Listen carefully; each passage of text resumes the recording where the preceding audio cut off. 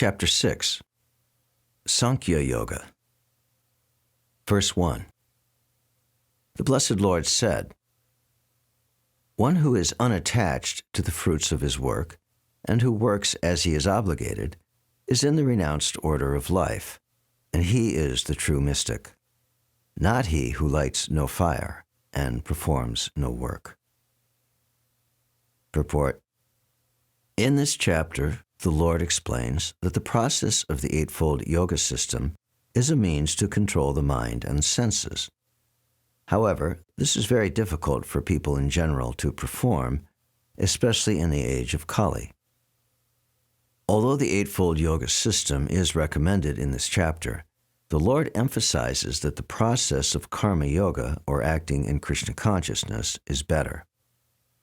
Everyone acts in this world to maintain his family and their paraphernalia, but no one is working without some self-interest, some personal gratification, be it concentrated or extended. The criterion of perfection is to act in Krishna consciousness, and not with a view to enjoying the fruits of work. To act in Krishna consciousness is the duty of every living entity, because all are constitutionally parts and parcels of the Supreme. The parts of the body work for the satisfaction of the whole body. The limbs of the body do not act for self-satisfaction, but for the satisfaction of the complete whole. Similarly, the living entity who acts for satisfaction of the Supreme Whole, and not for personal satisfaction, is the perfect sannyasi, the perfect yogi. The sannyasis sometimes artificially think that they have become liberated from all material duties, and therefore they cease to perform Agnihotra Yagyas, fire sacrifices. But actually they are self-interested because their goal is becoming one with the impersonal Brahman. Such a desire is greater than any material desire, but it is not without self-interest. Similarly, the mystic yogi who practices the yoga system with half-open eyes, ceasing all material activities, desires some satisfaction for his personal self. But a person acting in Krishna consciousness works for the satisfaction of the whole without self-interest. A Krishna-conscious person has no desire for self-satisfaction. His criterion of success is the satisfaction of Krishna, and thus he is the perfect sannyasi or perfect yogi. Lord Chaitanya, the highest perfectional symbol of renunciation, prays in this way: Naranam najanam nasundarim, kavitam va jagadisha kamaye, mama janmani janmanishvare, bhavatad bhaktirahiti kitvayi. O Almighty Lord, I have no desire to accumulate wealth, nor to enjoy beautiful women, nor do I want any number of followers. What I want only is the causeless mercy of your devotional service in my life, birth after birth. Verse 2. What is called renunciation is the same as yoga, or linking oneself with the Supreme. For no one can become a yogi unless he renounces the desire for sense gratification. Purport. Real sannyas yoga, or bhakti, means that one should know his constitutional position as the living entity and act accordingly. The living entity has no separate independent identity. He is the marginal energy of the Supreme.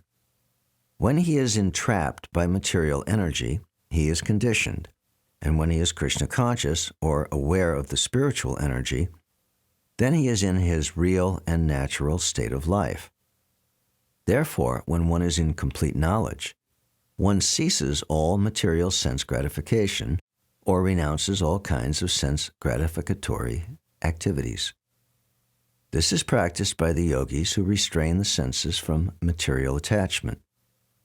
But a person in Krishna consciousness has no opportunity to engage his senses in anything which is not for the purpose of Krishna.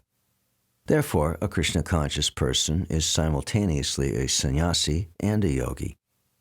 The purpose of knowledge and of restraining the senses, as prescribed in the Gyan and Yoga processes, is automatically served in Krishna consciousness. If one is unable to give up the activities of his selfish nature, then Jnana and Yoga are of no avail. The real aim is for a living entity to give up all selfish satisfaction and to be prepared to satisfy the Supreme. A Krishna-conscious person has no desire for any kind of self-enjoyment. He is always engaged for the enjoyment of the Supreme.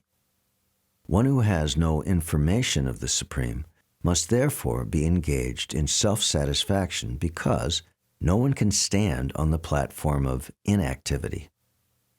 All these purposes are perfectly served by the practice of Krishna consciousness. Verse 3. For one who is a neophyte in the Eightfold Yoga system, work is said to be the means, and for one who has already attained to yoga, cessation of all material activities is said to be the means. Purport. The process of linking oneself with the Supreme is called yoga, which may be compared to a ladder for attaining the topmost spiritual realization. This ladder begins from the lowest material condition of the living entity and rises up to perfect self-realization in pure spiritual life. According to various elevations, different parts of the ladder are known by different names. But all in all, the complete ladder is called yoga and may be divided into three parts, namely Jnana Yoga, Jnana Yoga, and Bhakti Yoga. The beginning of the ladder is called the Yoga Ruruksha stage, and the highest rung is called Yoga Rudha. Concerning the Eightfold Yoga system, attempts in the beginning to enter into meditation through regulative principles of life and practice of different sitting postures, which are more or less bodily exercises, are considered fruitive material activities. All such activities lead to achieving perfect mental equilibrium to control the senses. When one is accomplished in the practice of meditation, he ceases all disturbing mental activities. A Krishna-conscious person is, however, situated from the beginning on the platform of meditation because he always thinks of Krishna. And being constantly engaged in the service of Krishna, he is considered to have ceased all material activities. Verse 4. A person is said to have attained to yoga when, having renounced all material desires, he neither acts for sense gratification nor engages in fruitive activities. Purport. When a person is fully engaged in the transcendental loving service of the Lord, he is pleased in himself, and thus he is no longer engaged in sense gratification or in fruitive activities. Otherwise, one must be engaged in sense gratification, since one cannot live without engagement. Without Krishna consciousness, one must be always seeking self-centered or extended selfish activities. But a Krishna-conscious person can do everything for the satisfaction of Krishna, and thereby be perfectly detached from sense gratification. One who has no such realization must mechanically try to escape material desires before being elevated to the top rung of the yoga ladder. Verse 5. A man must elevate himself by his own mind, not degrade himself. The mind is the friend of the conditioned soul, and his enemy as well. Purport. The word Atma denotes body, mind, and soul, depending upon different circumstances. In the yoga system, the mind and the conditioned soul are especially important. Since the mind is the central point of yoga practice, Atma refers here to the mind. The purpose of the yoga system is to control the mind and to draw it away from attachment to sense objects. It is stressed herein that the mind must be so trained that it can deliver the conditioned soul from the mire of nescience. In material existence, one is subjected to the influence of the mind and the senses. In fact, the pure soul is entangled in the material world because of the mind's ego, which desires to lord it over material nature. Therefore, the mind should be trained so that it will not be attracted by the glitter of material nature, and in this way the conditioned soul may be saved. One should not degrade oneself by attraction to sense objects. The more one is attracted by sense objects, the more one becomes entangled in material existence. The best way to disentangle oneself is to always engage the mind in Krishna consciousness. The word he is used for emphasizing this point, for example, that one must do this. It is also said, Mana eva manushyanam karanam bandha mokshayo bandhaya vishaya sango muktya nirvishayam manaha. For man, mind is the cause of bondage and mind is the cause of liberation. Mind absorbed in sense objects is the cause of bondage, and mind detached from the sense objects is the cause of liberation. Therefore, the mind, which is always engaged in Krishna consciousness, is the cause of supreme liberation. Verse 6. For him who has conquered the mind is the best of friends. But for one who has failed to do so, his very mind will be the greatest enemy. Purport. The purpose of practicing Eightfold Yoga is to control the mind in order to make it a friend in discharging the human mission. Unless the mind is controlled, the practice of yoga for show is simply a waste of time. One who cannot control his mind lives always with the greatest enemy, and thus his life and its mission are spoiled. The constitutional position of the living entity is to carry out the order of the superior. As long as one's mind remains an unconquered enemy, one has to serve the dictations of lust, anger, avarice, illusion, etc. But when the mind is conquered, one voluntarily agrees to abide by the dictation of the personality of Godhead, who is situated within the heart of everyone as Paramatma. Real yoga practice entails meeting the Paramatma within the heart and then following his dictation. For one who takes to Krishna consciousness directly, perfect surrender to the dictation of the Lord follows automatically. Verse 7. For one who has conquered the mind, the Supersoul is already reached, for he has attained tranquility. To such a man, happiness and distress, heat and cold, honor and dishonor are all the same. Purport. Actually, every living entity is intended to abide by the dictation of the Supreme Personality of Godhead, who is seated in everyone's heart as Paramatma. When the mind is misled by the external illusory energy, one becomes entangled in material activities. Therefore, as soon as one's mind is controlled through one of the yoga systems, one is to be considered as having already reached the destination. One has to abide by superior dictation. When one's mind is fixed on the superior nature, he has no other alternative but to follow the dictation of the Supreme. The mind must admit some superior dictation and follow it. The effect of controlling the mind is that one automatically follows the dictation of the Paramatma or Supersoul. Because this transcendental position is at once achieved by one who is in Krishna consciousness, the devotee of the Lord is unaffected by the dualities of material existence, namely distress and happiness, cold and heat, etc. This state is practical samadhi, or absorption in the Supreme. Verse 8. A person is said to be established in self-realization and is called a yogi or mystic when he is fully satisfied by virtue of acquired knowledge and realization. Such a person is situated in transcendence and is self-controlled. He sees everything, whether it be pebbles, stones, or gold, as the same. Purport. Book knowledge without realization of the supreme truth is useless.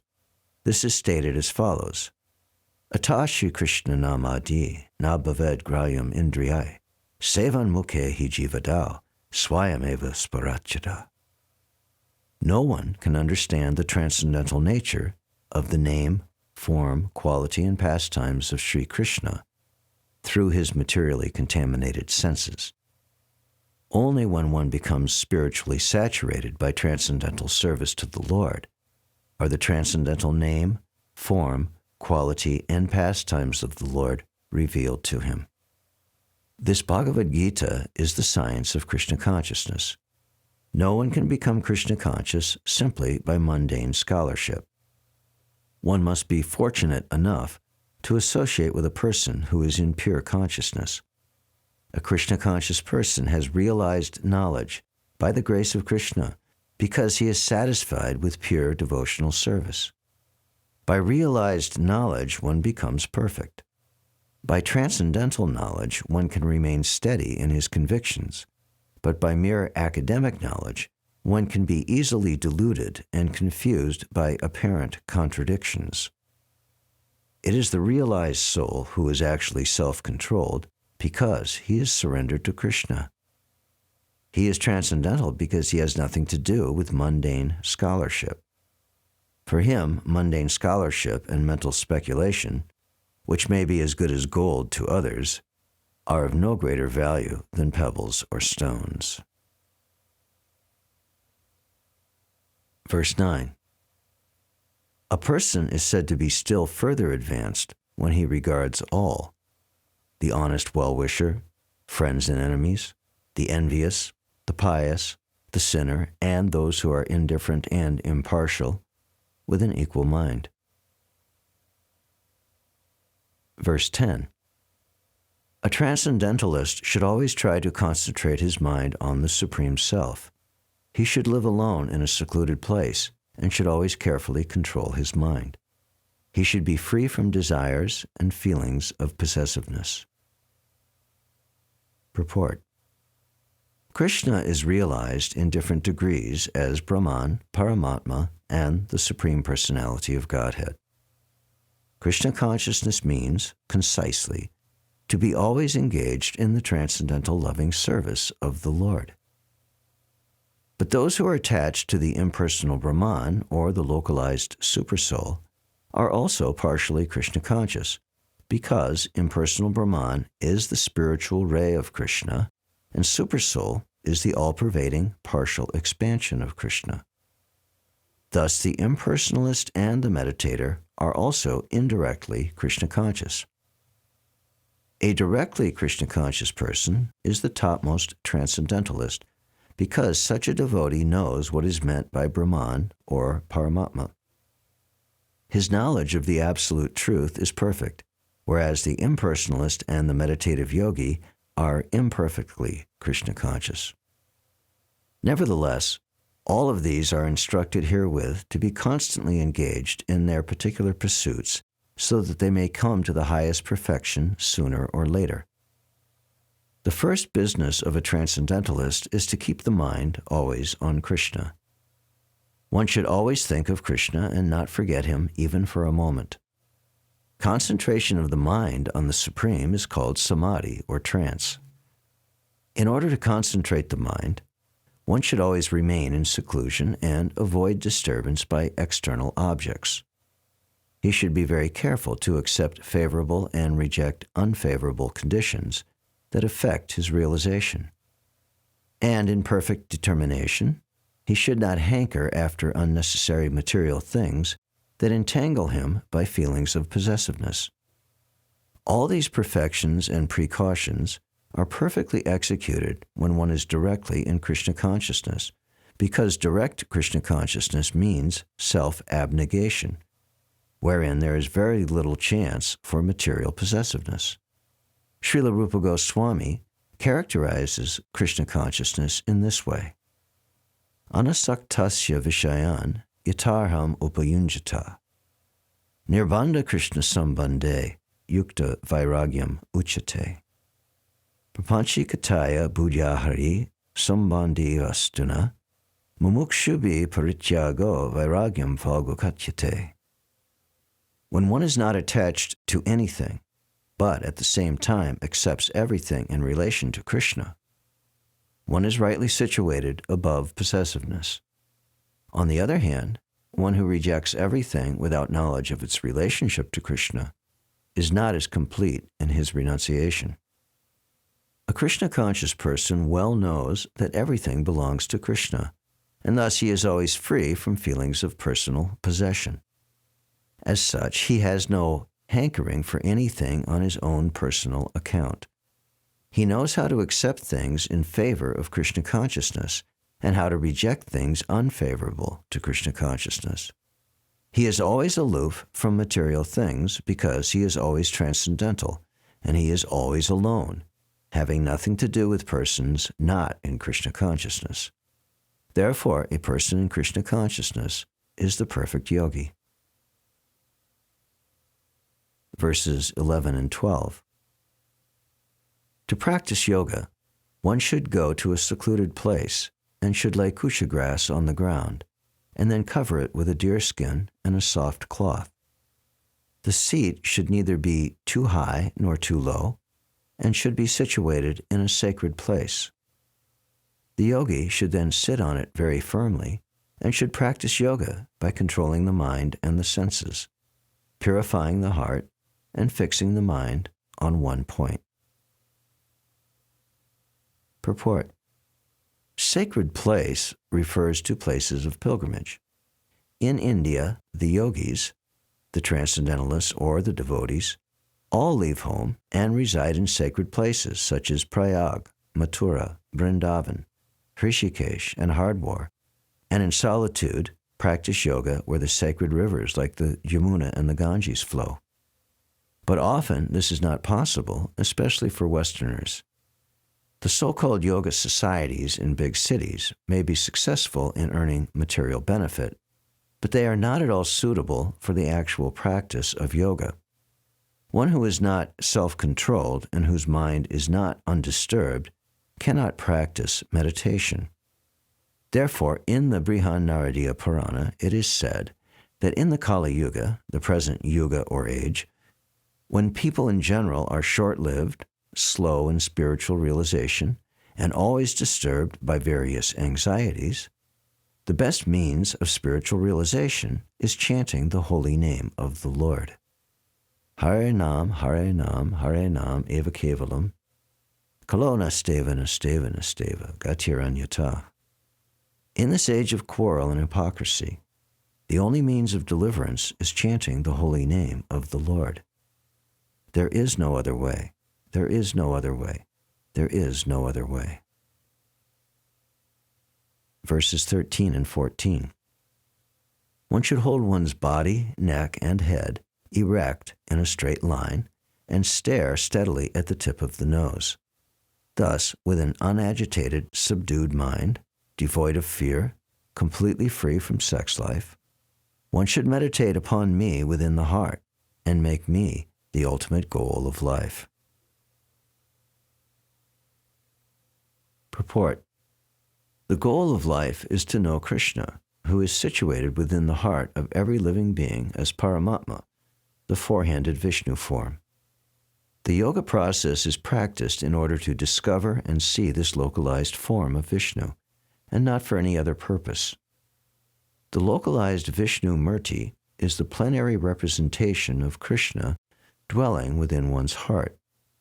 One who has no program to realize this Vishnu Murti is uselessly engaged in mock yoga practice and is certainly wasting his time.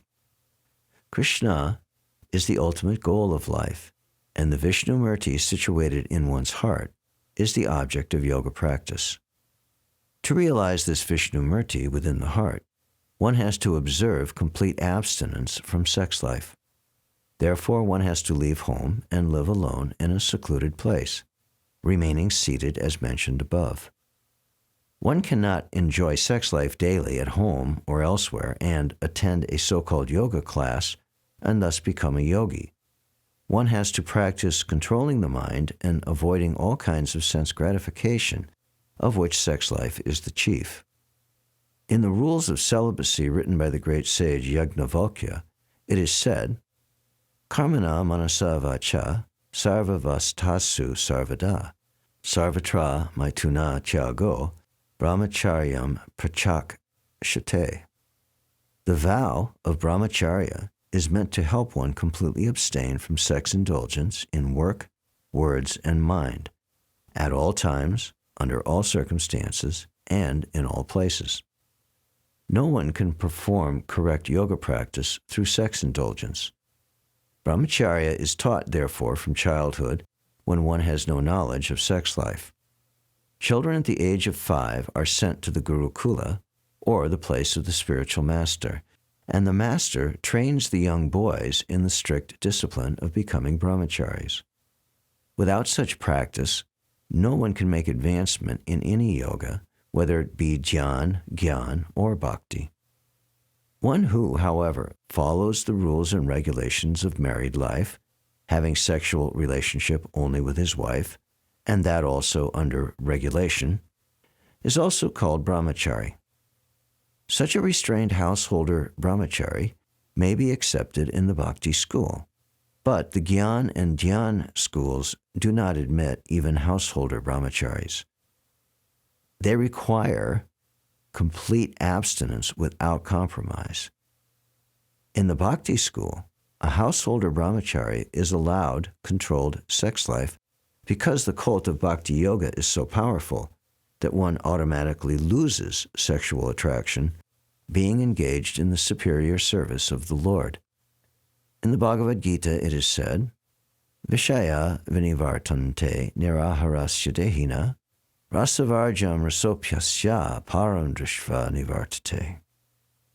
Whereas others are forced to restrain themselves from sense gratification, a devotee of the Lord automatically refrains because of superior taste.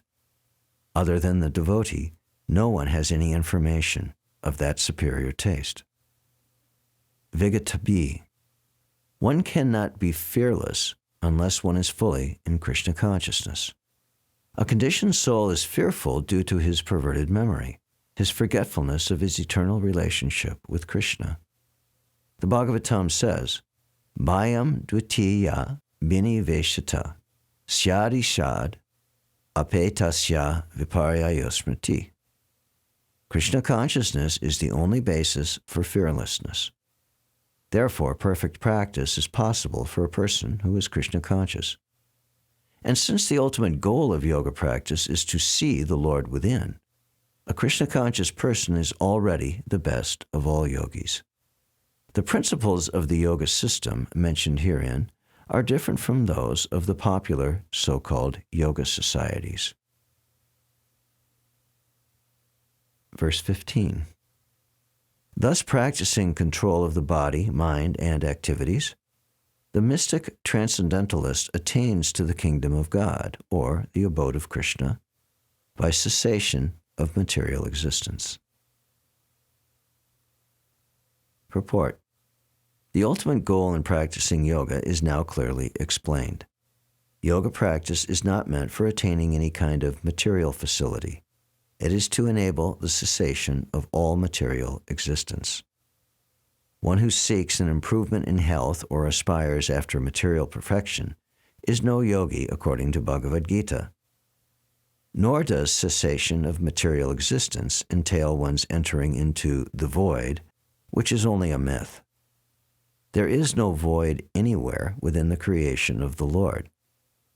Rather, the cessation of material existence enables one to enter into the spiritual sky, the abode of the Lord. The abode of the Lord is also clearly described in the Bhagavad Gita as that place where there is no need of sun, moon, nor electricity. All the planets in the spiritual kingdom are self-illuminated like the sun in the material sky.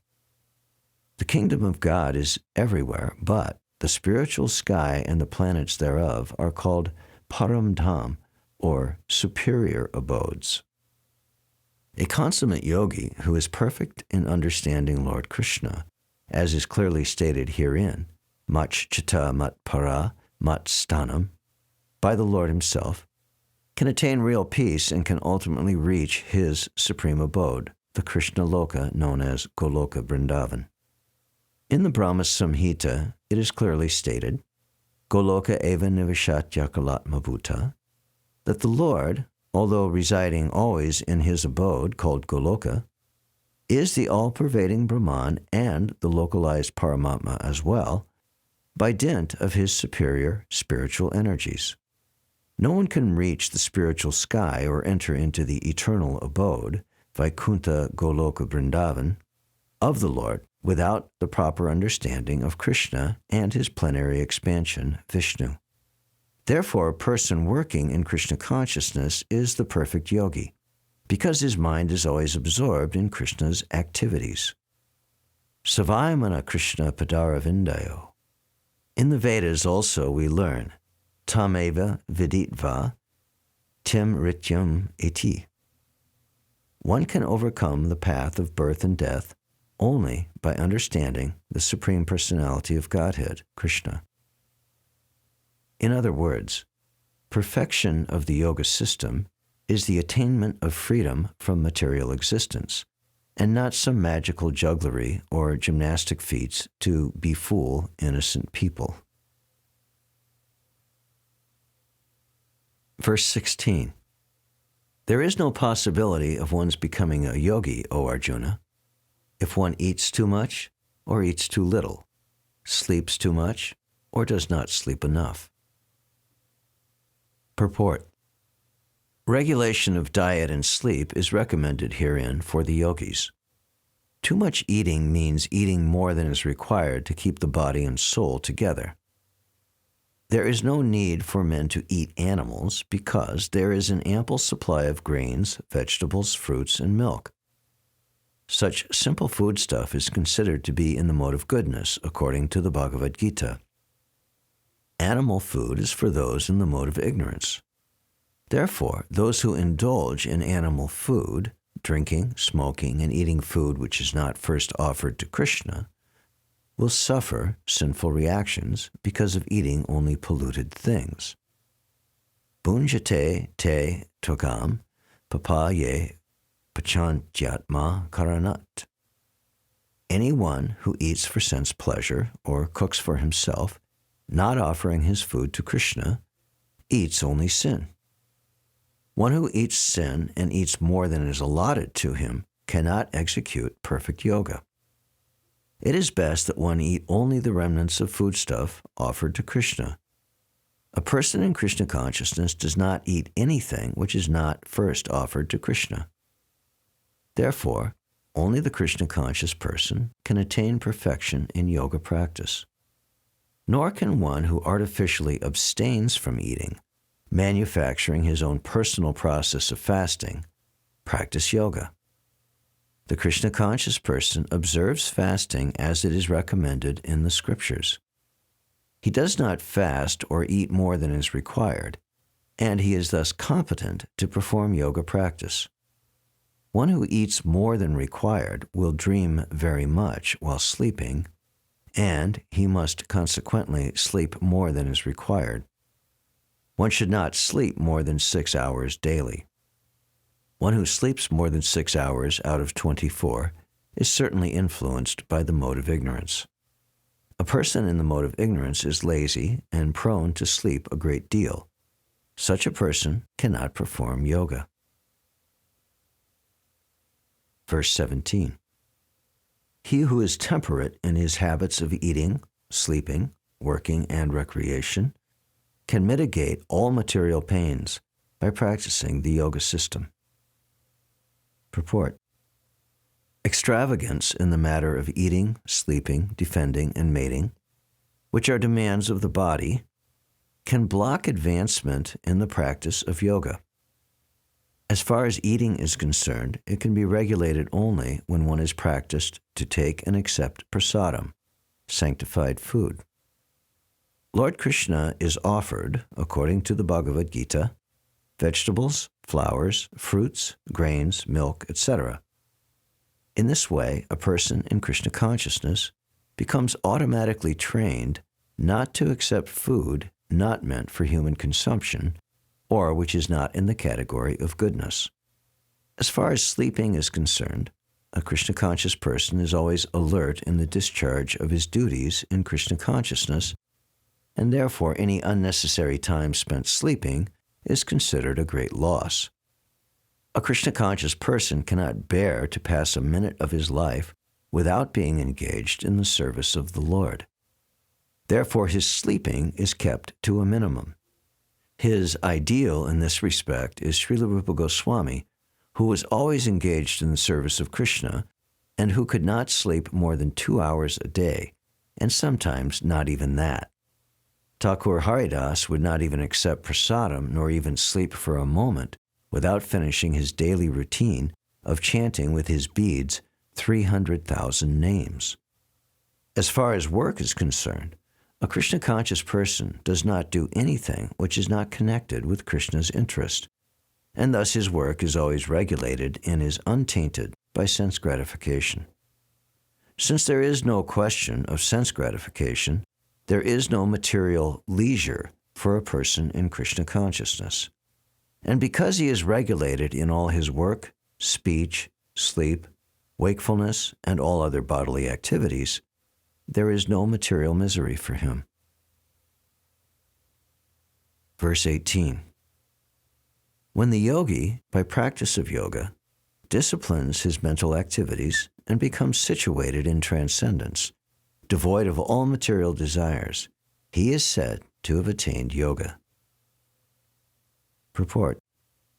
The activities of the yogi are distinguished from those of an ordinary person by his characteristic cessation from all kinds of material desires, of which sex is the chief. A perfect yogi is so well disciplined in the activities of the mind that he can no longer be disturbed by any kind of material desire. This perfectional stage can automatically be attained by persons in Krishna consciousness, as is stated in the Srimad Bhagavatam. Savayamana Krishna Padara Vindayor, Vachamsi Vaikunta Gunarna Varnane, Karo Harer Mandira Marjanari Shu, Shrutim Chakara Chuta Sat Katode, Mukunda Lingalaya Darshane Drishau, Tad Brityagatra Sparshinga Sangamam, Grahanam Chatat Pada Saroja Surabe, Srimat Tulasya Rasanam Tadarpate, Padau Hare Kshetra Padanusarpane Shiro, Rishikesha Padabi Vandane, Kamam Chadasye Natu Kama Kamyaya, Yatotama Shloka Janashrayarati. King Ambarish first of all engaged his mind on the lotus feet of Lord Krishna.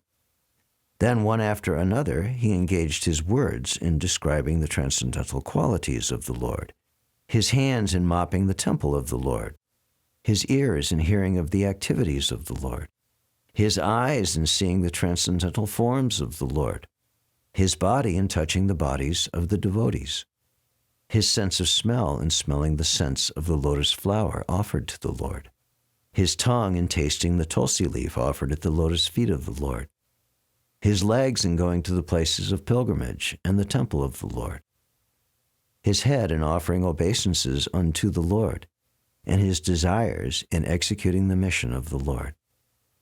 All these transcendental activities are quite befitting a pure devotee. This transcendental stage may be inexpressible subjectively by the followers of the impersonalist path, but it becomes very easy and practical for a person in Krishna consciousness, as is apparent in the above description of the engagements of Maharaj Ambarish. Unless the mind is fixed on the lotus feet of the Lord by constant remembrance, such transcendental engagements are not practical. In the devotional service of the Lord, therefore, these prescribed activities are called archana, or engaging all the senses in the service of the Lord. The senses and the mind require engagements. Simple abnegation is not practical. Therefore, for people in general, especially those who are not in the renounced order of life, transcendental engagement of the senses and the mind, as described above, is the perfect process for transcendental achievement, which is called yukta in the Bhagavad Gita. Verse 19. As a lamp in a windless place does not waver, So the transcendentalist whose mind is controlled remains always steady in his meditation on the transcendent self. Purport. A truly Krishna-conscious person, always absorbed in transcendence, in constant undisturbed meditation on his worshipable Lord, is as steady as a lamp in a windless place. Verses 20 through 23. The stage of perfection is called trance or samadhi, when one's mind is completely restrained from material mental activities by practice of yoga. This is characterized by one's ability to see the self by the pure mind and to relish and rejoice in the self. In that joyous state, one is situated in boundless transcendental happiness and enjoys himself through transcendental senses. Established thus, one never departs from the truth, and upon gaining this, he thinks there is no greater gain. Being situated in such a position, one is never shaken, even in the midst of greatest difficulty. This indeed is actual freedom from all miseries arising from material contact. Purport. By practice of yoga, one becomes gradually detached from material concepts. This is the primary characteristic of the yoga principle. And after this, one becomes situated in trance or samadhi, which means that the yogi realizes the supersoul through transcendental mind and intelligence, without any of the misgivings of identifying the self with the superself. Yoga practice is more or less based on the principles of the Patanjali system.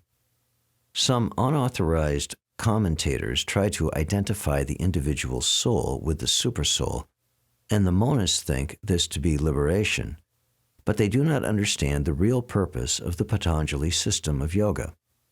There is an acceptance of transcendental pleasure in the Patanjali system, but the monists do not accept this transcendental pleasure out of fear of jeopardizing the theory of oneness. The duality of knowledge and knower is not accepted by the non-dualist, but in this verse, transcendental pleasure, realized through transcendental senses, is accepted. And this is corroborated by the Patanjali Muni, the famous exponent of the yoga system. The great sage declares in his Yoga Sutras, Purushartha shunyanam gunanam pratiprasava Kaivalyam swarupa pratishta va chitti shaktiriti. This chitti shakti, or internal potency, is transcendental. Purushartha means material religiosity, economic development, sense gratification, and, at the end, the attempt to become one with the Supreme. This oneness with the Supreme is called Kaivalyam by the monist. But according to Patanjali, this Kaivalyam is an internal or transcendental potency by which the living entity becomes aware of his constitutional position. In the words of Lord Chaitanya, this state of affairs is called Cheto Darpana Marjanam, or clearance of the impure mirror of the mind. This clearance is actually liberation, or Bhava Mahadavagni Nirvapanam. The theory of nirvana, also preliminary, corresponds with this principle. In the Bhagavatam, this is called Swarupena Vyavastiti. The Bhagavad Gita also confirms this situation in this verse. After nirvana, or material cessation, there is the manifestation of spiritual activities or devotional service of the Lord, known as Krishna consciousness. In the words of the Bhagavatam, Swarupena Vyavastiti. This is the real life of the living entity. Maya, or illusion, is the condition of spiritual life contaminated by material infection. Liberation from this material infection does not mean destruction of the original eternal position of the living entity. Patanjali also accepts this by his words, Kaivalyam Swarupa Pratishtava Chitti Shakti Iti. This Chitti Shakti, or transcendental pleasure, is real life. This is confirmed in the Vedanta Sutras as Anandamayo Vyasat. This natural transcendental pleasure is the ultimate goal of yoga and is easily achieved by execution of devotional service or bhakti yoga. Bhakti yoga will be vividly described in the 7th chapter of Bhagavad Gita. In the yoga system, as described in this chapter, there are two kinds of samadhi called sampragyata samadhi and asampragyata samadhi. When one becomes situated in the transcendental position by various philosophical researches, it is called sampragyata samadhi. In the asampragyata samadhi, there is no longer any connection with mundane pleasure, for one is then transcendental to all sorts of happiness derived from the senses. When the yogi is once situated in that transcendental position, he is never shaken from it. Unless the yogi is able to reach this position, he is unsuccessful. Today's so-called yoga practice, which involves various sense pleasures, is contradictory. A yogi indulging in sex and intoxication is a mockery. Even those yogis who are attracted by the siddhis or perfections in the process of yoga are not perfectly situated. If the yogis are attracted by the byproducts of yoga, then they cannot attain the stage of perfection, as is stated in this verse. Persons, therefore, indulging in the make-show practice of gymnastic feats or siddhis should know that the aim of yoga is lost in that way. The best practice of yoga in this age is Krishna consciousness, which is not baffling. A Krishna-conscious person is so happy in his occupation that he does not aspire after any other happiness. There are many impediments, especially in this age of hypocrisy, to practicing Hatha Yoga, Jnana Yoga, and Gyan Yoga, but there is no such problem in executing Karma Yoga or Bhakti Yoga. As long as the material body exists, one has to meet the demands of the body, namely eating, sleeping, defending, and mating. But a person who is in pure Bhakti Yoga or in Krishna consciousness does not arouse the senses while meeting the demands of the body. Rather, he accepts the bare necessities of life, making the best use of a bad bargain, and enjoys transcendental happiness in Krishna consciousness. He is callous toward incidental occurrences, such as accidents, disease, scarcity, and even the death of a most dear relative, but he is always alert to execute his duties in Krishna consciousness or Bhakti Yoga. Accidents never deviate him from his duty. As stated in the Bhagavad Gita, Agama payano nityas tam stitikshasva bharata. He endures all incidental incidental occurrences because he knows that they come and go and do not affect his duties. In this way, he achieves the highest perfection in yoga practice. Verse 24. One should engage oneself in the practice of yoga with undeviating determination and faith. One should abandon, without exception, all material desires born of false ego, and thus control all the senses on all sides by the mind. Purport. The yoga practitioner should be determined and should patiently prosecute the practice without deviation. One should be sure of success at the end and pursue this course with great perseverance, not becoming discouraged if there is any delay in the attainment of success. Success is sure for the rigid practitioner. Regarding Bhakti Yoga, Rupa Goswami says, Utsahan nishchaya dhairyat tat karma pravartanat. Sangha tyagat satovrite sadbir bhakti prasidyati.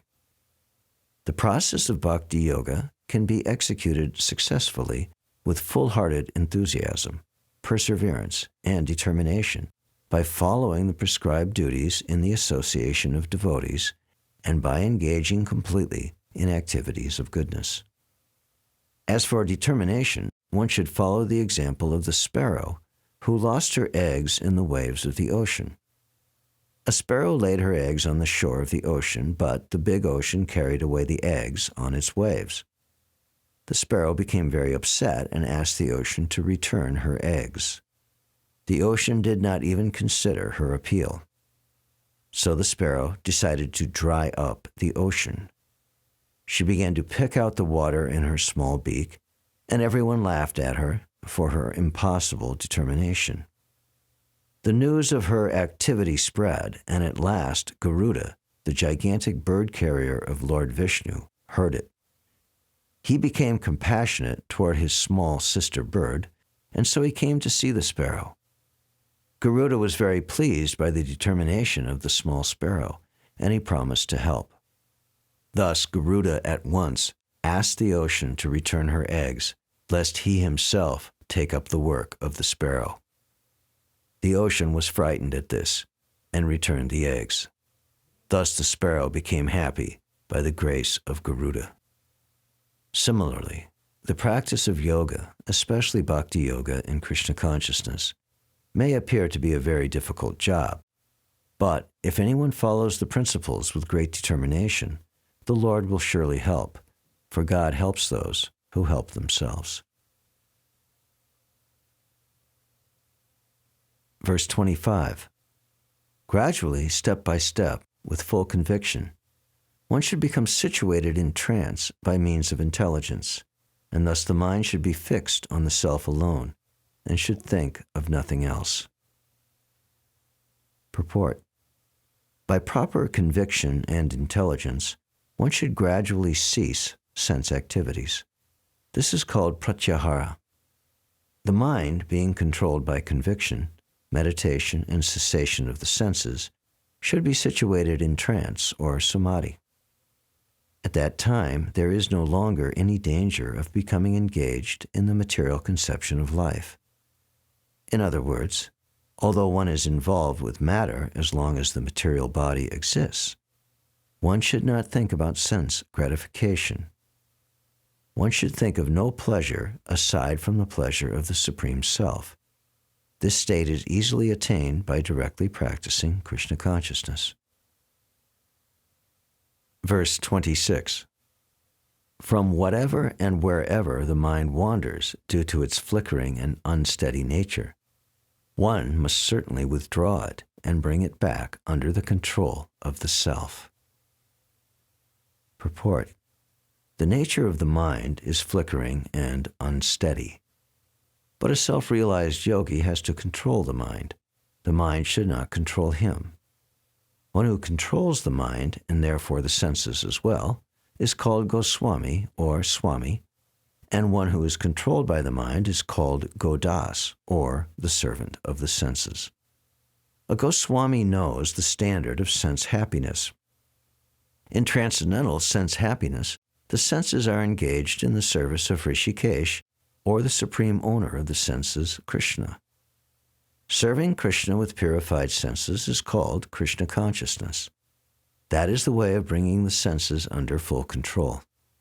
What is more, that is the highest perfection of yoga practice. Verse 27. The yogi whose mind is fixed on me verily attains the highest happiness. By virtue of his identity with Brahman, he is liberated. His mind is peaceful, his passions are quieted, and he is freed from sin. Purport. Brahmabhuta is the state of being free from material contamination and situated in the transcendental service of the Lord. Mad bhaktim labhate param. One cannot remain in the quality of Brahman, the Absolute, until one's mind is fixed on the lotus feet of the Lord. Savaimana Krishna Padaravindayo. To be always engaged in the transcendental loving service of the Lord, or to remain in Krishna consciousness, is to be factually liberated from the mode of passion and all material contamination. Verse 28. Steady in the self, being freed from all material contamination, the yogi achieves the highest perfectional stage of happiness in touch with the Supreme Consciousness. Purport. Self-realization means knowing one's constitutional position and relationship to the Supreme. The individual soul is part and parcel of the Supreme, and his position is to render transcendental service to the Lord.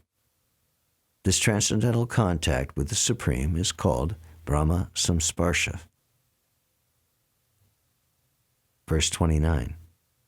A true yogi observes me in all beings, and also sees every being in me. Indeed, the self-realized man sees me everywhere. Purport. A Krishna-conscious yogi is the perfect seer because he sees Krishna, the Supreme, situated in everyone's heart as Supersoul, Paramatma. Ishvara sarvabhutanam hrideshara junatishtati. The Lord in his Paramatma feature is situated within both the heart of the dog and that of a Brahmin. The perfect yogi knows that the Lord is eternally transcendental and is not materially affected by his presence in either a dog or a Brahmin. That is the supreme neutrality of the Lord. The individual soul is also situated in the individual heart, but he is not present in all hearts.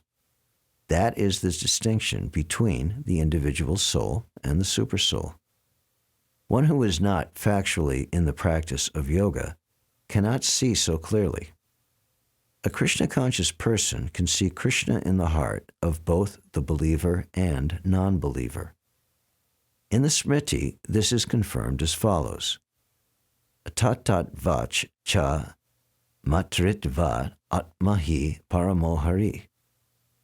The Lord, being the source of all beings, is like the mother and the maintainer.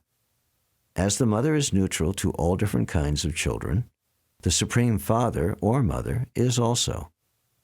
Consequently, the Supersoul is always in every living being. Outwardly also, every living being is situated in the energy of the Lord.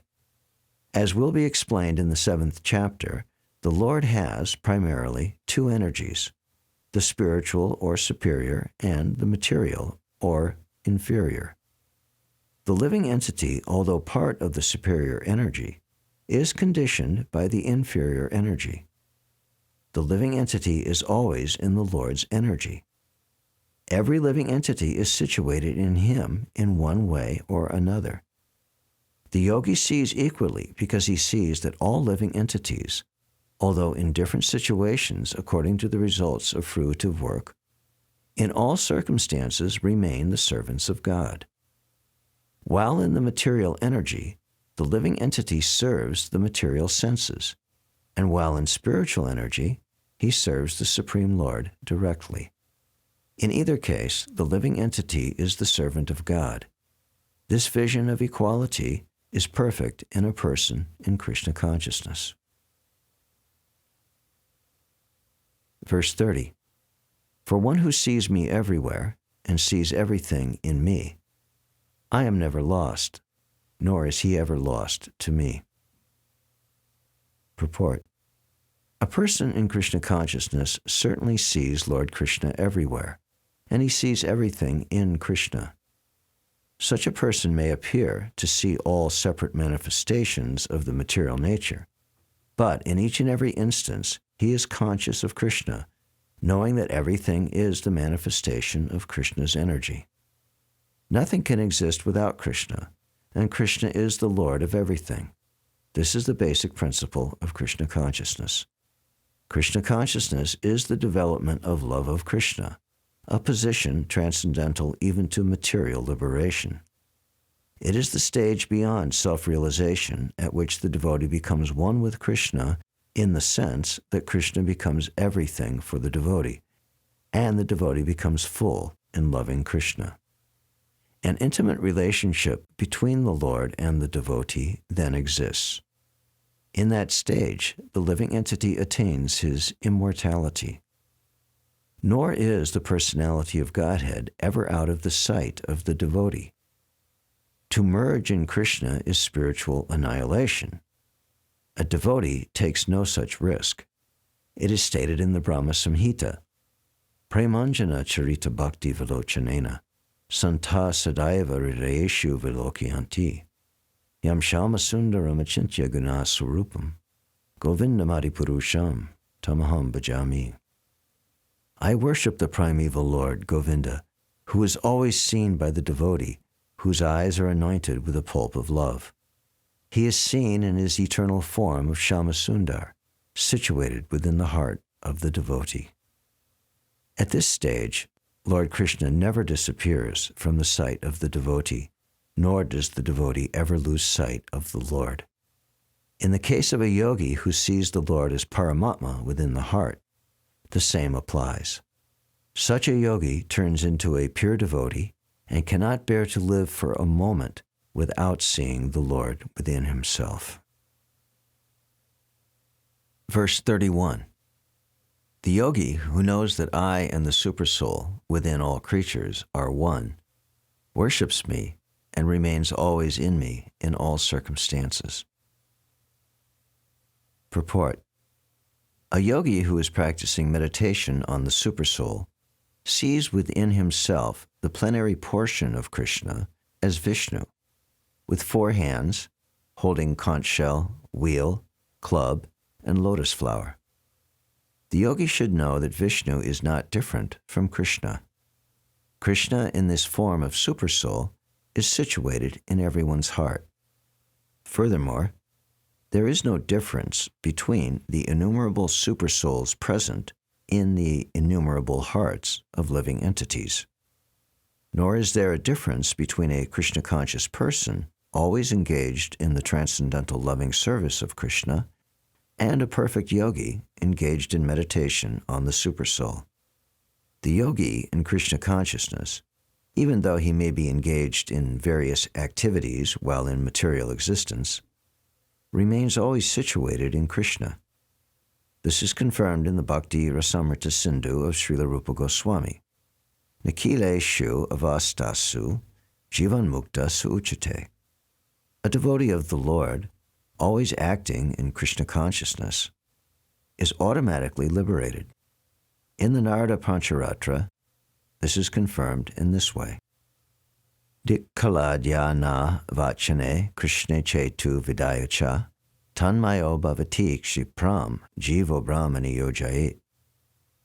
By concentrating one's attention on the transcendental form of Krishna, who is all-pervading and beyond time and space, one becomes absorbed in thinking of Krishna, and then attains the happy state of transcendental association with him. Krishna consciousness is the highest stage of trance in yoga practice.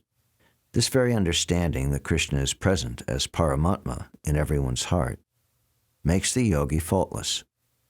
The Vedas confirm this inconceivable potency of the Lord as follows. Ekopi san bahuda yo vabhati aishvaryad rupam ekam cha suryavad bahudeyate. Vishnu is one, and yet he is certainly all-pervading. By his inconceivable potency, in spite of his one form, he is present everywhere. As the sun, he appears in many places at once. Verse 32. He is a perfect yogi who, by comparison to his own self, sees the true equality of all beings, both in their happiness and distress, O Arjuna. Purport. One who is Krishna conscious is a perfect yogi. He is aware of everyone's happiness and distress by dint of his own personal experience. The cause of the distress of a living entity is forgetfulness of his relationship with God. And the cause of happiness is knowing Krishna to be the supreme enjoyer of all the activities of the human being. Krishna is the proprietor of all lands and planets. The perfect yogi is the sincerest friend of all living entities. He knows that the living being who is conditioned by the modes of material nature is subjected to the threefold material miseries due to forgetfulness of his relationship with Krishna. Because one in Krishna consciousness is happy, he tries to distribute the knowledge of Krishna everywhere. Since the perfect yogi tries to broadcast the importance of becoming Krishna conscious, he is the best philanthropist in the world, and he is the dearest servitor of the Lord. Natasmat kaschid me priyakrit tamaha In other words, a devotee of the Lord always looks to the welfare of all living entities, and in this way he is factually the friend of everyone. He is the best yogi because he does not desire perfection in yoga for his personal benefit, but tries for others also. He does not envy his fellow living entities. Here is a contrast between a pure devotee of the Lord and a yogi interested only in his personal elevation. The yogi who is withdrawn to a secluded place in order to meditate perfectly may not be as perfect as a devotee who is trying his best to turn every man toward Krishna consciousness. Verse 33. Arjuna said, O Madhusudana, the system of yoga which you have summarized appears impractical and unendurable to me, for the mind is restless and unsteady. Purport. The system of mysticism described by Lord Krishna to Arjuna, beginning with the words Suchau Deshe and ending with Yogi Parama, is here being rejected by Arjuna out of a feeling of inability. It is not possible for an ordinary man to leave home and go to a secluded place in the mountains or jungles to practice yoga in this age of Kali. The present age is characterized by a bitter struggle for a life of short duration. People are not serious about self-realization, even by simple practical means, and what to speak of this difficult yoga system, which regulates the mode of living, the manner of sitting, selection of place, and detachment of the mind from material engagements. As a practical man, Arjuna thought it was impossible to follow this system of yoga, even though he was favorably endowed in many ways. He belonged to the royal family and was highly elevated in terms of numerous qualities. He was a great warrior, he had great longevity, and above all, he was the most intimate friend of Lord Krishna, the Supreme Personality of Godhead. 5,000 years ago, Arjuna had much better facilities than we do now, yet he refused to accept this system of yoga. In fact, we do not find any record in history of his practicing it at any time. Therefore, this system must be considered generally impossible in this age of Kali. Of course, it may be possible for some very few rare men, but for the people in general, it is an impossible proposal. If this were so 5,000 years ago, then what of the present day? Those who are imitating this yoga system in different so-called schools and societies, although complacent, are certainly wasting their time. They are completely in ignorance of the desired goal. Verse 34. For the mind is restless, turbulent, obstinate, and very strong, O Krishna, and to subdue it is, it seems to me, more difficult than controlling the wind. Purport. The mind is so strong and obstinate that it sometimes overcomes the intelligence, although mind is supposed to be subservient to the intelligence. For a man in the practical world who has to fight so many opposing elements, it is certainly very difficult to control the mind. Artificially, one may establish a mental equilibrium toward both friend and enemy, but ultimately no worldly man can do so, for this is more difficult than controlling the raging wind. In the Vedic literatures it is said, Atmanam ratinam vidhi shariram ratam evacha. Buddhin tu saratim vidhi mana pragraham evacha. Indriyani haya nahur vishayams teshu gocharan. Atmendriya mano yukto bhokte chahur manishini. The individual is the passenger in the car of the material body, and intelligence is the driver. Mind is the driving instrument, and the senses are the horses. The self is thus the enjoyer or sufferer in the association of the mind and senses. So it is understood by great thinkers. Intelligence is supposed to direct the mind, but the mind is so strong and obstinate that it often overcomes even one's own intelligence. Such a strong mind is supposed to be controlled by the practice of yoga, but such practice is never practical for a worldly person like Arjuna. And what can we say of modern man? The simile used here is appropriate. One cannot capture the blowing wind, and it is even more difficult to capture the turbulent mind. The easiest way to control the mind, as suggested by Lord Chaitanya, is chanting Hare Krishna, the great mantra for deliverance, in all humility. The method prescribed is Savayamana Krishna Padaravindayo. One must engage one's mind fully in Krishna. Only then will there remain no other engagements to agitate the mind. Verse 35. The Blessed Lord said, O mighty armed son of Kunti, it is undoubtedly very difficult to curb the restless mind, but it is possible by constant practice and by detachment. Purport. The difficulty of controlling the obstinate mind, as expressed by Arjuna, is accepted by the personality of Godhead. But at the same time, he suggests that by practice and detachment, it is possible. What is that practice? In the present age, no one can observe strict rules and regulations, such as placing oneself in a sacred place, focusing the mind on the supersoul, restraining the senses and mind, observing celibacy, remaining alone, etc. By the practice of Krishna consciousness, however, one engages in 9 types of devotional service to the Lord. The first and foremost of such devotional engagements is hearing about Krishna. This is a very powerful transcendental method for purging the mind of all misgivings. The more one hears about Krishna, the more one becomes enlightened and detached from everything that draws the mind away from Krishna. By detaching the mind from activities not devoted to the Lord, one can very easily learn vairagya. Vairagya means detachment from matter and engagement of the mind in spirit.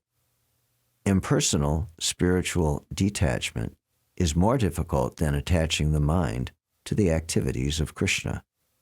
This is practical because, by hearing about Krishna, one becomes automatically attached to the Supreme Spirit.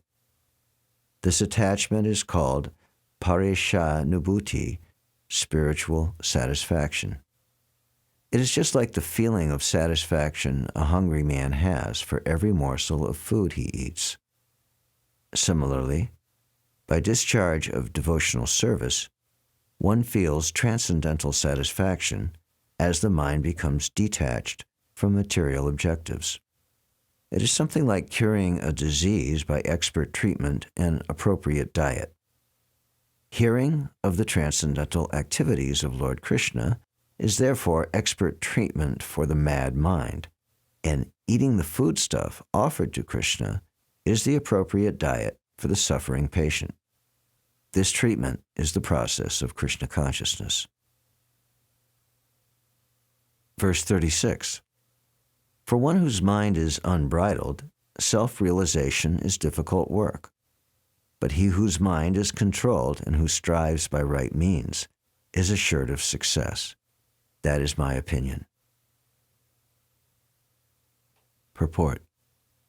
The Supreme Personality of Godhead declares that one who does not accept the proper treatment to detach the mind from material engagement can hardly achieve success in self-realization. Trying to practice yoga while engaging the mind in material enjoyment is like trying to ignite a fire while pouring water on it. Similarly, yoga practice without mental control is a waste of time.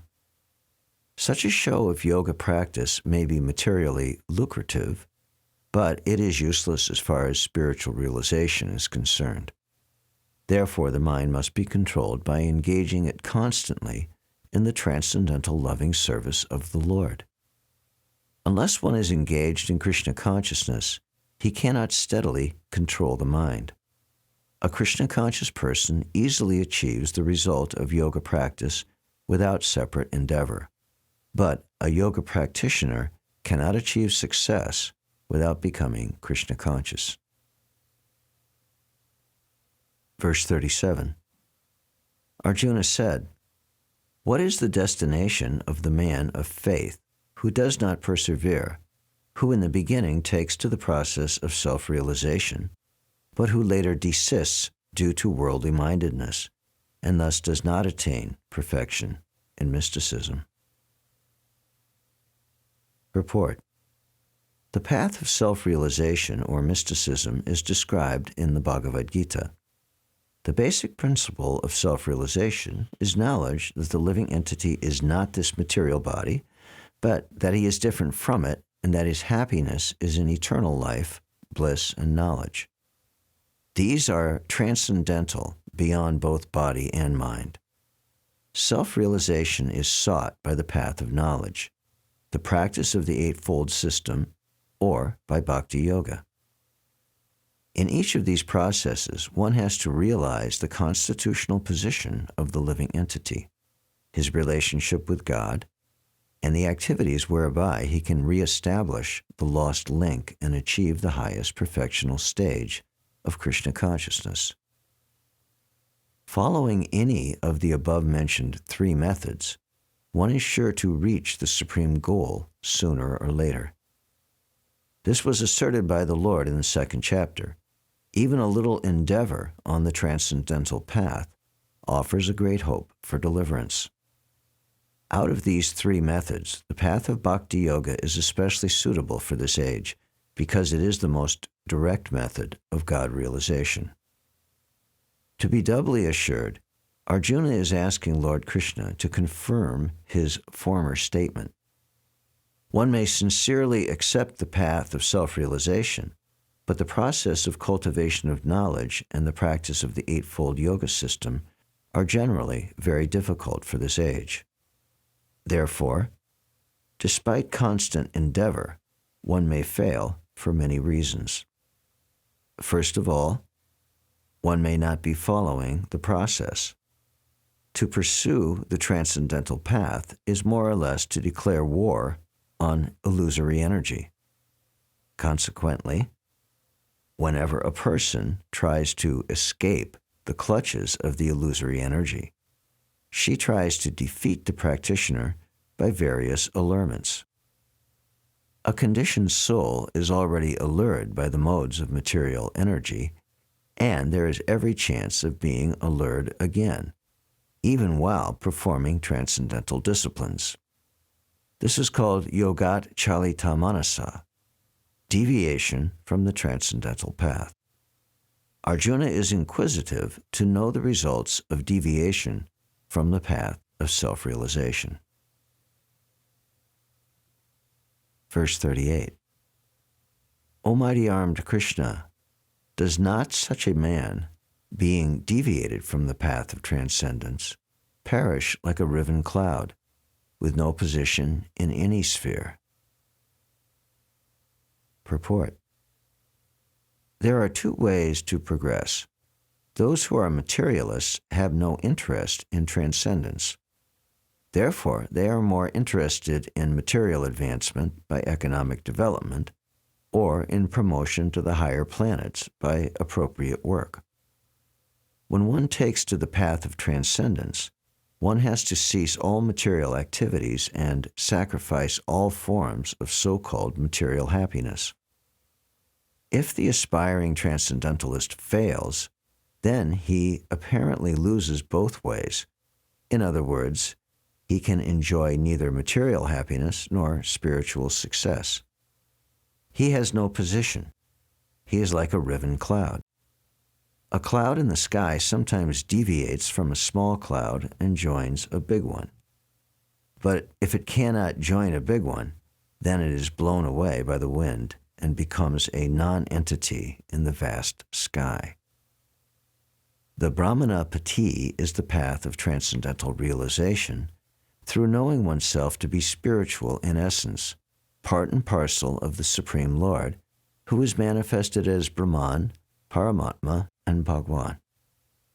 Lord Sri Krishna is the fullest manifestation of the Supreme Absolute Truth, and therefore, one who is surrendered to the Supreme Person is a successful transcendentalist. To reach this goal of life through Brahman and Paramatma realization takes many, many births. Bahunam Janmanam Ante.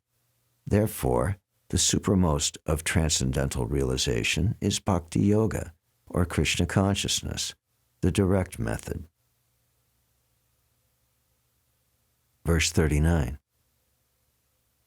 This is my doubt, O Krishna, and I ask you to dispel it completely. But for yourself, no one is to be found who can destroy this doubt. Purport. Krishna is the perfect knower of past, present, and future. In the beginning of the Bhagavad Gita, the Lord said that all living entities exist individually in the past, that they exist now in the present, and that they continue to retain individual identity in the future, even after liberation from the material entanglement. So he has already cleared up the question of the future of the individual living entity. Now, Arjuna wants to know of the future of the unsuccessful transcendentalist. No one is equal to or above Krishna, and certainly the so-called great sages and philosophers, who are at the mercy of material nature, cannot equal him. Therefore, the verdict of Krishna is the final and complete answer to all doubts, because he knows past, present, and future perfectly. But no one knows him. Krishna and Krishna-conscious devotees alone can know what is what.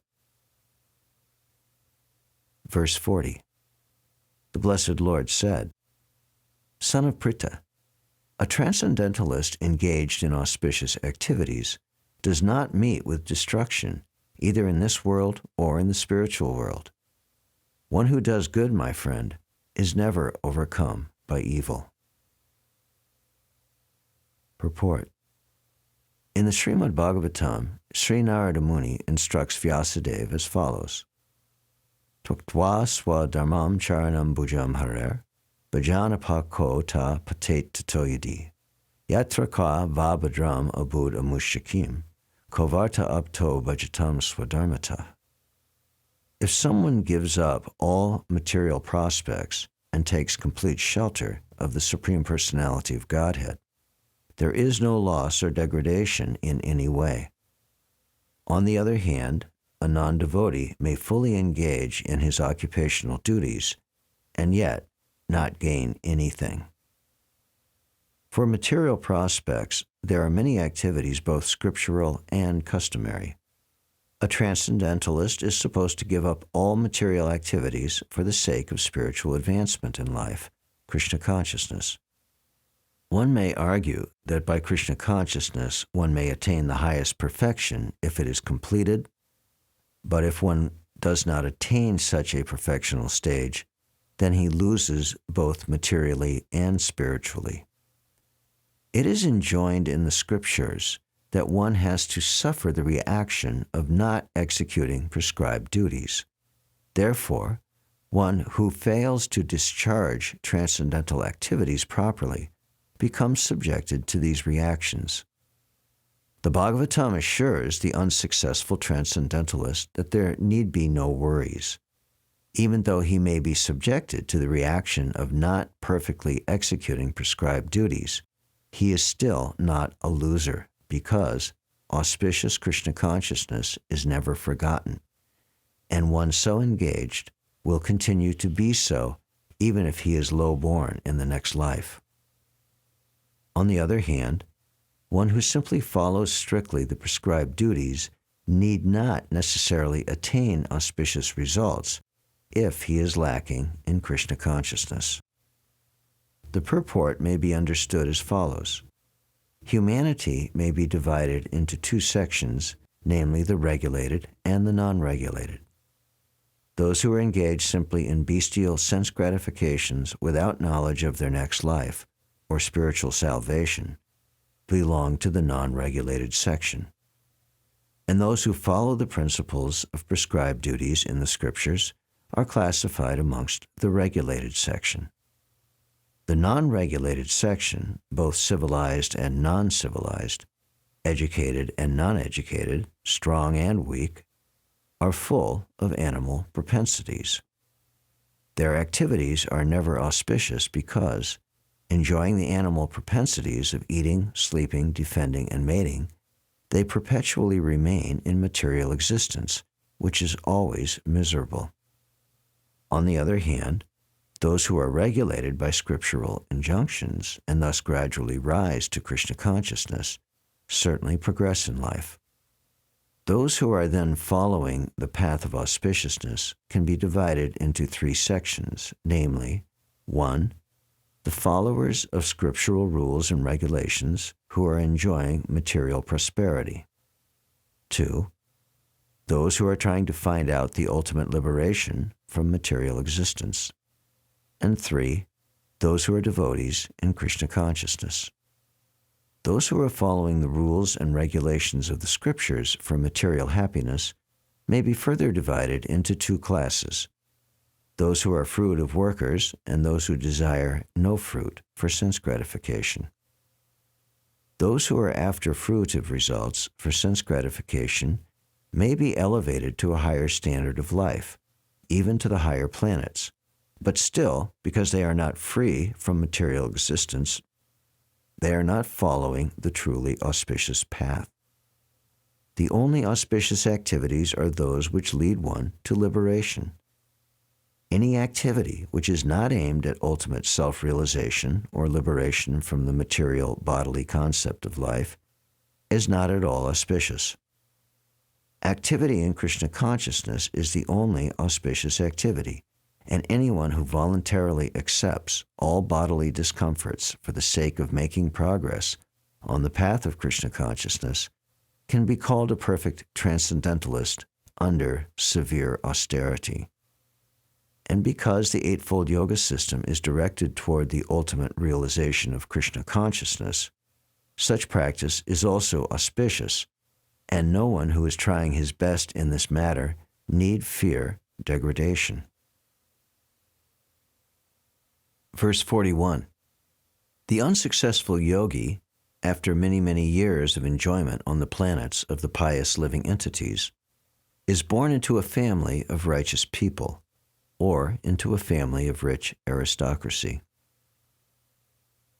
Purport. The unsuccessful yogis are divided into two classes. One is fallen after very little progress, and one is fallen after long practice of yoga. The yogi who falls after a short period of practice goes to the higher planets where pious living entities are allowed to enter. After prolonged life there, he is sent back again to this planet to take birth in the family of a righteous Brahmin Vaishnav or of aristocratic merchants. The real purpose of yoga practice is to achieve the highest perfection of Krishna consciousness. But those who do not persevere to such an extent and fail due to material allurements are allowed, by the grace of the Lord, to make full utilization of their material propensities. And after that, they are given opportunities to live prosperous lives in righteous or aristocratic families. Those who are born in such families may take advantage of the facilities and try to elevate themselves to full Krishna consciousness. Verse 42. Or he takes his birth in a family of transcendentalists who are surely great in wisdom. Verily, such a birth is rare in this world. Purport. Birth in a family of yogis or transcendentalists, those with great wisdom, is praised herein because the child born in such a family receives spiritual impetus from the very beginning of his life. It is especially the case in the Acharya or Goswami families. Such families are very learned and devoted by tradition and training, and thus they become spiritual masters.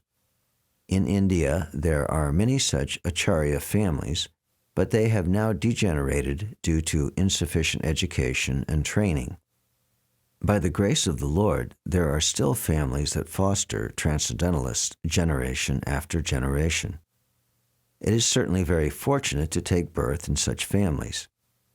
Fortunately, both our spiritual master, Om Vishnupad Sri Srimad Bhaktisiddhanta Saraswati Goswami Maharaj, and our humble self, had the opportunity to take birth in such families by the grace of the Lord, and both of us were trained in the devotional service of the Lord from the very beginning of our lives. Later on, we met by the order of the transcendental system. Verse 43. On taking such a birth, he again revives the divine consciousness of his previous life, and he tries to make further progress in order to achieve complete success, O son of Kuru. Purport. King Bharat, who took his third birth in the family of a good Brahmin, is an example of good birth for the revival of previous transcendental consciousness. King Bharat was the emperor of the world, and since his time, this planet is known among the demigods as Bharatvarsha. Formerly, it was known as Ilavartavarsha. The emperor, at an early age, retired for spiritual perfection, but failed to achieve success. In his next life, he took birth in the family of a good Brahmin and was known as Jad Bharat because he always remained secluded and did not talk to anyone. And later on, he was discovered as the greatest transcendentalist by King Rahugana. From his life, it is understood that transcendental endeavors, or the practice of yoga, never go in vain. By the grace of the Lord, the transcendentalist gets repeated opportunities for complete perfection in Krishna consciousness. Verse 44. By virtue of the divine consciousness of his previous life, he automatically becomes attracted to the yogic principles, even without seeking them.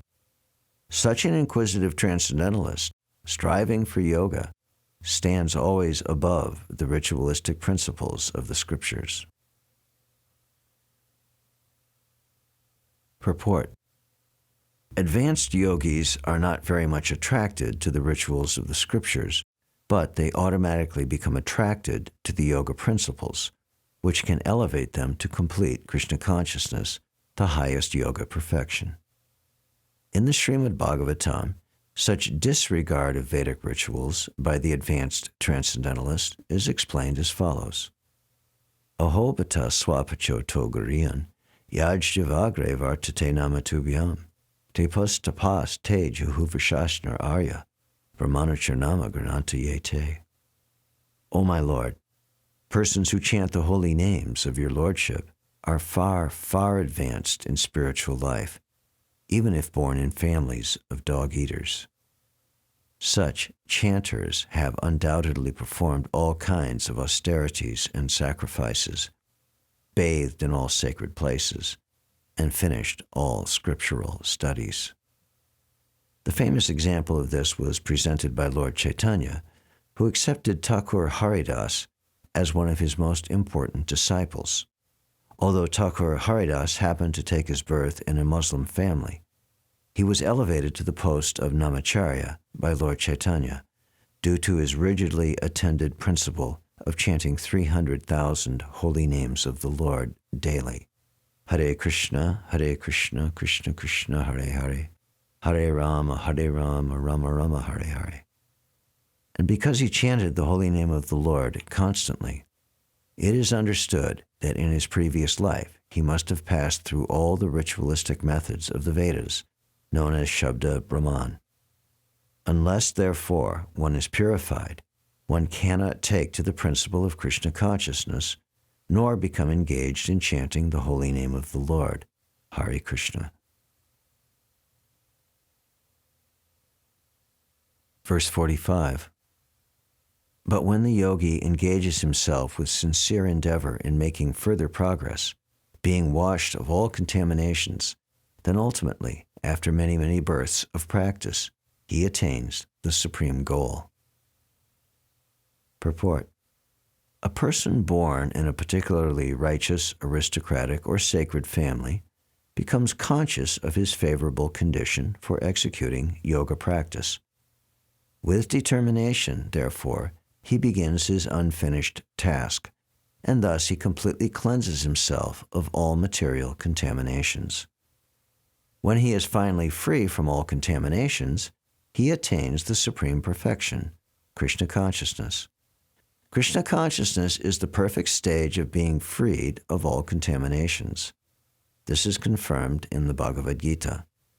Yesham twanta gatam papam jananam punyakarmanam te dvandva moha nirmukta bhajante mam dridavrta. After many, many births of executing pious activities, when one is completely freed from all contaminations and from all illusory dualities, one then becomes engaged in the transcendental loving service of the Lord. Verse 46. A yogi is greater than the ascetic, greater than the empiricist, and greater than the fruitive worker. Therefore, O Arjuna, in all circumstances, be a yogi. Purport. When we speak of yoga, we refer to linking up our consciousness with the supreme absolute truth. Such a process is named differently by various practitioners in terms of the particular method adopted. When the linking up process is predominantly in fruitive activities, it is called karma yoga. When it is predominantly empirical, it is called jnana yoga. And when it is predominantly in a devotional relationship with the Supreme Lord, it is called bhakti yoga. Bhakti yoga, or Krishna consciousness, is the ultimate perfection of all yogas, as will be explained in the next verse. The Lord has confirmed herein the superiority of yoga, but he has not mentioned that it is better than bhakti yoga. Bhakti yoga is full spiritual knowledge, and as such, nothing can excel it. Asceticism without self-knowledge is imperfect. Empiric knowledge without surrender to the Supreme Lord is also imperfect. And fruitive work without Krishna consciousness is a waste of time. Therefore, the most highly praised form of yoga performance mentioned here is bhakti yoga. And this is still more clearly explained in the next verse. Verse 47. And of all yogis, he who always abides in me with great faith, worshiping me in transcendental loving service, is most intimately united with me in yoga and is the highest of all. Purport. The word bhajete is significant here. Bhajete has its root in the verb bhaj, which is used when there is need of service. The English word worship cannot be used in the same sense as bhaj. Worship means to adore or to show respect and honor to the worthy one. But service with love and faith is especially meant for the Supreme Personality of Godhead. One can avoid worshiping a respectable man or a demigod and may be called discourteous, but one cannot avoid serving the Supreme Lord without being thoroughly condemned. Every living entity is part and parcel of the Supreme Personality of Godhead, and thus every living entity is intended to serve the Supreme Lord by his own constitution. Failing to do this, he falls down. The Bhagavatam confirms this as follows. Ya esham purusham sakshad atma prabhavam ishvaram nabhajantya va jananti stanadrashta patantyata. Anyone who does not render service and neglects his duty unto the primeval Lord, who is the source of all living entities, will certainly fall down from his constitutional position. In this verse also the word bhajanti is used. Therefore, bhajanti is applicable to the Supreme Lord only, whereas the word worship can be applied to demigods or to any other common living entity. The word avajananti, used in this verse of Srimad Bhagavatam, is also found in the Bhagavad Gita, Avajananti Mam Mudha. Only the fools and rascals deride the Supreme Personality of Godhead, Lord Krishna. Such fools take it upon themselves to write commentaries on the Bhagavad Gita without an attitude of service to the Lord. Consequently, they cannot properly distinguish between the word bhajanti and the word worship. The culmination of all kinds of yoga practices lies in bhakti yoga. All other yogas are but means to come to the point of bhakti in bhakti yoga. Yoga actually means bhakti yoga. All other yogas are progressions toward the destination of bhakti yoga. From the beginning of karma yoga to the end of bhakti yoga is a long way to self-realization. Karma yoga without fruitive results is the beginning of this path. When karma yoga increases in knowledge and renunciation, the stage is called Gyan Yoga. When Gyan Yoga increases in meditation on the Supersoul by different physical processes, and the mind is on him, it is called Astanga Yoga. And when one surpasses the Astanga Yoga and comes to the point of the Supreme Personality of Godhead, Krishna, it is called Bhakti Yoga, the culmination. Factually, Bhakti Yoga is the ultimate goal, but to analyze Bhakti Yoga minutely, one has to understand these other yogas.